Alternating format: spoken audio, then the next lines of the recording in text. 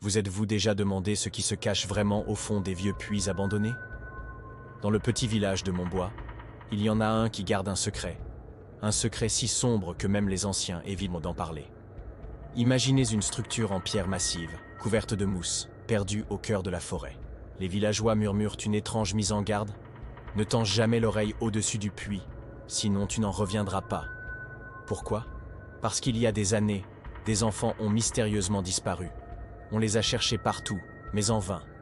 Depuis, le puits est devenu interdit, condamné, oublié, ou presque. Car une nuit d'automne, 3 amis, Élodie, Maxime et Hugo, ont décidé de défier la légende. Le vent soufflait dans les branches mortes, leurs pas craquaient sur les feuilles séchées. Et là, ils l'ont trouvé. Une odeur étrange s'en échappait, un mélange d'eau stagnante et de rouille. Mais ce n'était pas le plus inquiétant. Non, c'étaient les voix. Des murmures lointains, comme des prières chuchotées montant des profondeurs. Maxime, le plus courageux ou le plus téméraire, s'est attaché à une corde pour descendre. « Vous allez voir, c'est rien du tout », disait-il. Si seulement il avait su. Les voix sont devenues plus claires. « Aide-nous, reste avec nous. » Et puis, ce cri qui a glacé le sang de ses amis. La corde s'est mise à trembler violemment.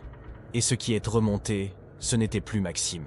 Depuis cette nuit-là, le village n'est plus le même. Les nuits sont remplies de rires d'enfants qui se transforment en pleurs. Et parfois, dans le noir, on entend son propre prénom murmuré par les profondeurs. Alors je vous pose la question. Si vous entendiez votre nom chuchoter près de ce puits, auriez-vous le courage de vous pencher? Ou préféreriez-vous fuir avant qu'il ne soit trop tard? Si cette histoire vous a fait frissonner, n'hésitez pas à la partager et à vous abonner pour d'autres récits mystérieux.